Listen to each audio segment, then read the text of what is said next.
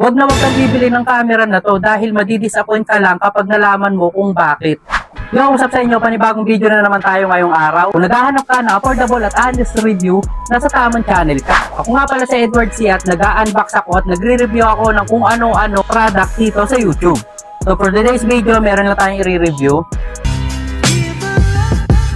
Ito nga pala ang Canon DSLR 500D, also known as Rebel T1i, with a 15.1 megapixel APS-C DSLR. And then of course, meron na rin siyang kasamang lens. So ito yung pinaka-lens niya. And ang sukat naman nito ay 35 to 135 mm. And then also, naka-ultrasonic na rin pala itong lens na kasama na itong Canon 500 din natin. So, sa body niya, napakaganda na ito. Alam nyo ba kung saan ko nabili ito? Nabili ko lang ito through online. So, bali second hand ko nabili itong camera na to. And then, goods to for beginner na kagaya ko. So, natanggal yung rubber nung ano ko. Natanggal yung rubber. Sa viewfinder lang naman to.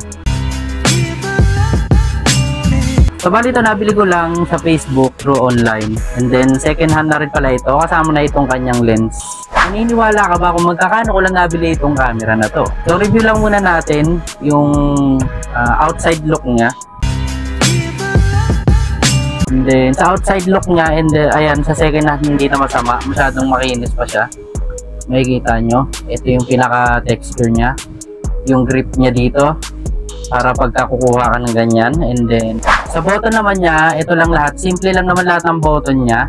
So, yung white balance, adjustment, and then, ito yung pinaka-menu niya para pipiliin mo sa kapag mag-DSLR ka, mag-picture or mag-videos ka.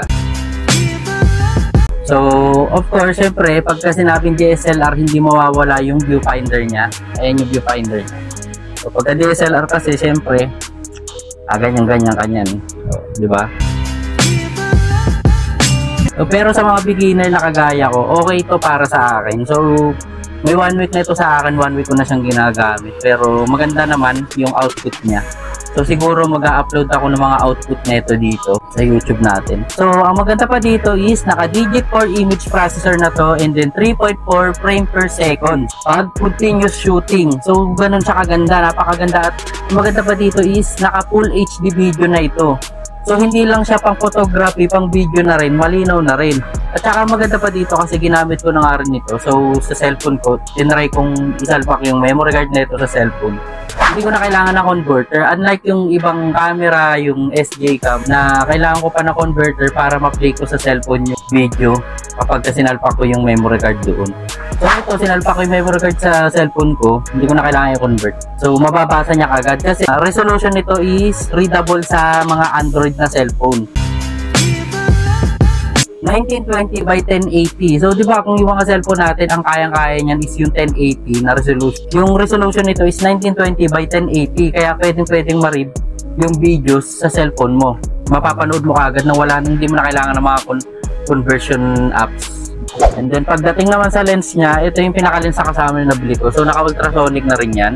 And then, kagaya na sinabi ko kanina, 35 to 135 mm. So, hindi siya ganun kalayo. Pero solid yung bato nung ano nito.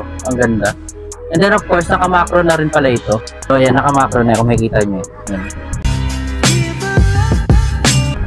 Maganda pa nga dito sa Canon 500 din na to is including na yung 3 inches na screen niya. So kapag once na may shots ka or nagre-review ka, madali mo na makikita dito. Diba? Halos kalahati ng screen ng cellphone. 9-point autofocus system and compatibility with Canon EF and EFS lens. Compatible dito yung ibang mga lens ng Canon. Basta yung EF at EFS. So, bali ito, EFN siya. Yan. So, yung EFS na lens ng Canon, pwede mo rin siya isalpak dito. So, ang maganda pa dito, ISO rin siya na mas napakataas na umaabot from 100 up to 3,200 and then expandable to 1,800 ISO. Diba? Hindi na siya masama, napakaganda na rin. So, ang gaganda ng kuha nito, yung mga pinagpo-post ko sa Blue App, sa Facebook. Ang gaganda. Meron na rin itong self-cleansing sensor. So, yung sensor niya dito sa may viewfinder niya, once ini-off mo itong camera na to, makikita mo yan dito. So, ayan, tatanggalin lang natin tong takip na to. And then, of course, yung takip ng ito, ng kanan. Sasalpak lang natin yan. Kailangan nakalapat siya. Yun. Pag nakalapat na, kailangan make sure na maririnig nyo yung tunog na ito. Yun, yung parang maglalak talaga siya. And then, of course, ayan na. So, yun, honest review dito sa camera na to. So, pinaka-honest review ko lang, syempre, pag sinabing DSLR, alam nyo na, mabigat. And, handy naman siya.